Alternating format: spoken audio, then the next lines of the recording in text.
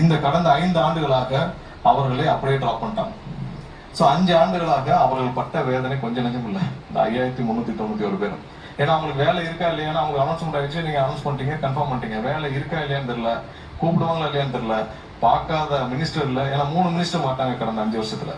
ஆனா நிழல் ஒண்ணுதான், மினிஸ்டர் தான் வேற. நிழல்லாம் பின்னாடி இருந்து ஆப்ரேட் பண்ணது ஒருத்தர் தான். ஆனா மினிஸ்டர் தான் 3 மினிஸ்டர்.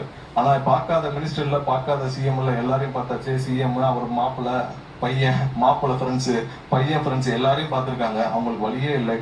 இப்ப முதல்வரிடம் பேசி அந்த 5391 பேரையும் சேர்த்து 20449 பேர் இந்த ஆண்டு அவர்களே கண்டிப்பாக வேலையில் எடுக்கப்படுவார்கள்.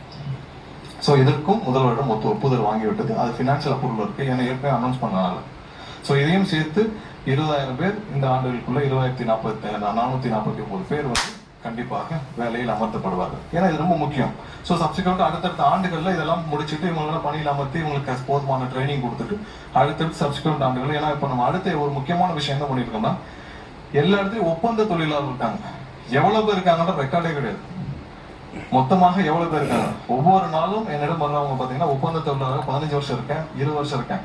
இங்கேயே பாத்தீங்கன்னா 6 மாதம் 7 மாதம் சம்பளம் வாங்காமல் அதுக்கு ஒரு கான்ட்ராக்டர் இருக்காங்க. அந்த கான்ட்ராக்டருக்கு டிஎன்இபி மூலமாக ப்ராப்பரா பேமெண்ட் போயிட்டு இருக்கு. ஸோ அவர்கள் வந்து அந்த தொழிலாளருக்கு 6 மாசம் 7 மாசம் பிஎஃப் இஎஸ்ஐ எதுவும் கொடுக்காம சம்பளம் கொடுத்துருக்காங்க. இப்பதான் முதல் முறையாக எத்தனை ஒப்பந்த தொழிலாளர்கள் எத்தனை வெண்டர் இருக்காங்க அதை கன்சால்டேட் பண்ற வேலையை இப்பதான் துவங்கிருக்கு. அது சில வாரங்கள் பிடிக்கலாம், ஏன்னா எவ்வளவு பேர் இருக்காங்கன்னு தெரியல. ஸோ அவர்களுக்கு என்ன பண்ண போறோம்னு தெரியல. பட் மொத்தமா லிஸ்ட் வந்த பிறகுதான் எவ்வளவு ஒப்பந்த தொழிலாளர் இருக்காங்க, ஒவ்வொரு சப்ஸ்டேஷன் எவ்வளவு பேர் இருக்காங்க, அங்க லோக்கலா பிளேஸ் பண்ணிருக்காங்க. இந்த மொத்த லிஸ்டையும் நம்ம எடுத்து கண்டிப்பாக இதுல என்ன பண்ணணும்னு நம்ம அசஸ் பண்ண முடியும்.